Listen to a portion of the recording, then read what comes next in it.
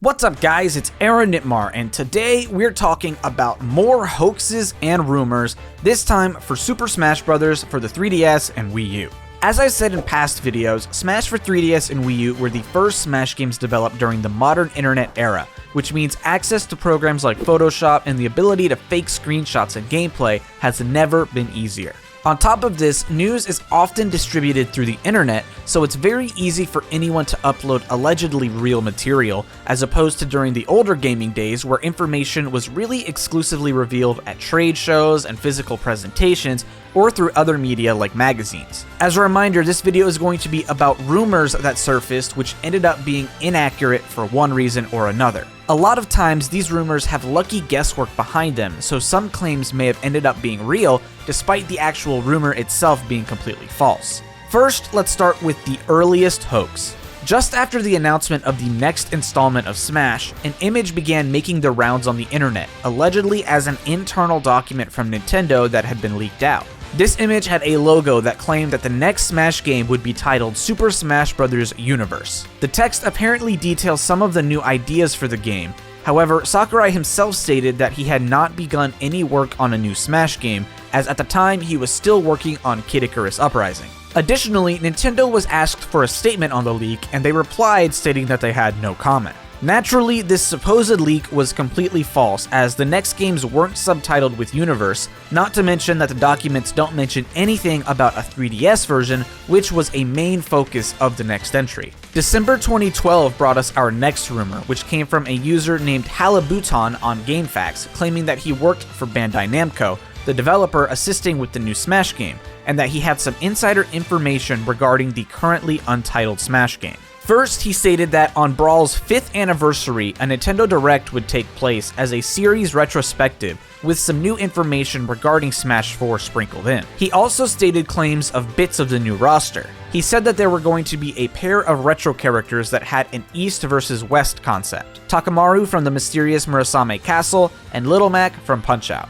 King K. Rool and Ridley were also being added, as well as Shulk, Dylan from Dylan's Rolling Western, Girahim from Skyward Sword, a Platinum Games character that he believed was from the Wonderful 101, and Yoshi's partner from Yoshi's Woolly World. He also listed a few stages, such as Starship Mario from Galaxy 2, Giant Chasm from Pokemon Black and White 2, Pushmo Park from Pushmo, and Cookie Country from Kirby's Return to Dreamland. However, the date that he claimed would have a Nintendo Direct came and went without any Direct or any news of Smash 4 at all, making many believe his claims to be false. Of course, by the time the game came out, we knew it was all a hoax, but it's actually interesting how a lot of his choices ended up in Smash in some way or another. He accurately guessed Little Mac, Shulk, and a Platinum Games character, though he was wrong about Wonderful 101 because Bayonetta was the Platinum Games rep. His guesses of Takamaru, Dylan, and Girahim were also interesting, as all three of those became assist trophies rather than fighters. Next, let's talk about the now infamous Gematsu leaks.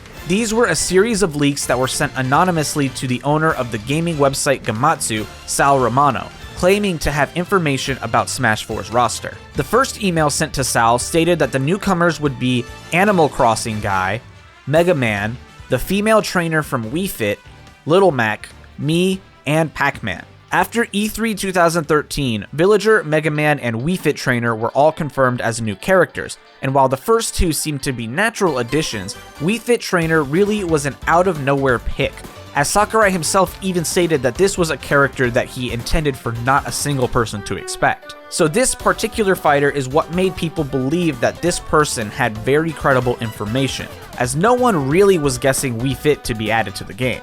Little Mac was also later revealed, though this was another fighter that seemed natural and that a lot of people were guessing, and so people were less surprised about this correct leak because that of course could have just been easy guesswork. However, Rosalina and Luma were revealed during a December 2013 Nintendo Direct, and the leaker had not made any mention of this character in his emails to Sal, causing people to question their information. In April 2014, just a few hours before a Super Smash Bros. Direct, the leaker again contacted Sal with more information, this time reaffirming that PACMAN and Mii would both be in the game, as well as new information that Shulk, Palutena, Chrom, and the Chorus Kids would all be fighters. They also claimed that a Pokemon from X and Y would be added, though they were unclear of the identity. Greninja was revealed at the end of this April Smash Direct. However, many people began to doubt the leaker's accuracy. All he said was that a Pokemon from X and Y would be added, and a huge blanket statement like this is very easy to make. With the new generation happening around the time of Smash 4's development and over 70 new Pokemon, it's a very vague statement that is easy to be right about. Before E3 2014, just like with the previous Nintendo Direct, Sal received yet another email. This one once again doubled down that PACMAN, Mii's, which had now been called Mii Fighters, Palutena, Chrom, Shulk, and the Chorus Kids would all be playable, and that while they were unsure of any new fighters, they did know that DLC was currently planned. With the Nintendo Direct for E3 completed, both Mii Fighters and Palutena had been confirmed, with PACMAN being confirmed later that day in a press conference, leaving only Shulk, Chrom, and Chorus Kids unconfirmed. Prior to yet another Smash reveal sometime later, the leaker sent Sal an email simply saying to enjoy Shulk. This was followed up by another email that said, I only know what has been done, not what or when they will be made available. Sakurai may change his mind, and he does all the time. Shulk will not be changed. However, the reveal that was immediately after this email was actually for Captain Falcon, Lucina, and Robin. Not only was Shulk nowhere to be found, but Chrom himself was actually deconfirmed, shown to be only a part of Robin's final smash and not a fighter himself. And this shattered any confidence that anyone had in the leaker. Sal contacted the leaker asking for clarification, but got no reply and never heard from them again. To this day, we are still unclear whether any of the information the leaker had was legitimate or simply really lucky guesswork. There is also the possibility that the leaker had access to old information, as Chrom was considered by Sakurai briefly at some point, and there is evidence in the game's files that a Rhythm Heaven character was considered as a fighter. But a ton of their information did end up being accurate, especially with the first leak and especially with Wii Fit Trainer, but we're simply unsure of who they were and where they got their information. The next hoax we'll talk about is the Lucina hoax, which allegedly revealed one of Sakurai's Image of the Day posts early. A post was made to the All Is Brawl forum showing the image of Mario fighting Lucina on a stage based on the Wind Waker. This image never ended up surfacing in any official capacity, and it was confirmed to be a mixture of multiple Brawl mods. The stage, as well as Lucina, were both additions to Brawl made by modders, and Mario's more cartoony appearance was a texture hack made specifically to match the appearance of Smash 4. This hoax actually set a standard for fact-checking in a way. Any new images that were allegedly leaked from insiders were immediately checked against other Brawl mods to tell if they were legitimate. The next hoax to surface regarded both Jigglypuff and Ness, neither of which had been confirmed to be in the game. A supposedly leaked 3DS screenshot of the two on Battlefield was posted online in November 2013, and admittedly this image does look very real. However, people began to analyze it and they found that the image had a number of inconsistencies compared to an officially released image on the same stage. The consistency of the outline in both color and thickness, concerns with the models that were used, and the lack of detailed shadows were some of the main issues with the fake image. Additionally, Ness's alleged render was posted online, although you can sort of tell that this one is actually just a drawing rather than a render from a 3D model. And of course, while both of these were fake, Jigglypuff and Ness both ended up in the final game. A similar leak happened in January 2014, with two supposed images of Palutena and Mario in the 3DS version of the game. This image seemed to pass the basic fake checks that most skeptical fans go through, unlike the previous one, and there wasn't any kind of a Brawl mod that seemed to match this Palutena model. And furthermore, the model and the pose were unique to any other Palutena appearance, so it was clear that this wasn't simply photoshopped or some kind of trickery from already existing Palutena media. Despite Palutena's eventual addition to the game, many noted that the model was not the same in the official reveal as in the leaked images, and the creator finally came forward in a 4chan thread showing the models that they had created in order to make it look like it had been on the 3DS. The last few rumors are less hoaxes, and they're more either voice actors or representatives getting tongue-tied or confused, or circumstantial evidence that ended up being changed. Matt Ryan of Nintendo of Canada, for example, claimed that Rayman would be in the game in an official statement, but then he later clarified that he was referring to a Rayman trophy rather than a full-on character. So, PACMAN is one of the new characters we announced at E3. People are pretty excited about that. I'm most excited about that. Rayman and a whole bunch of others.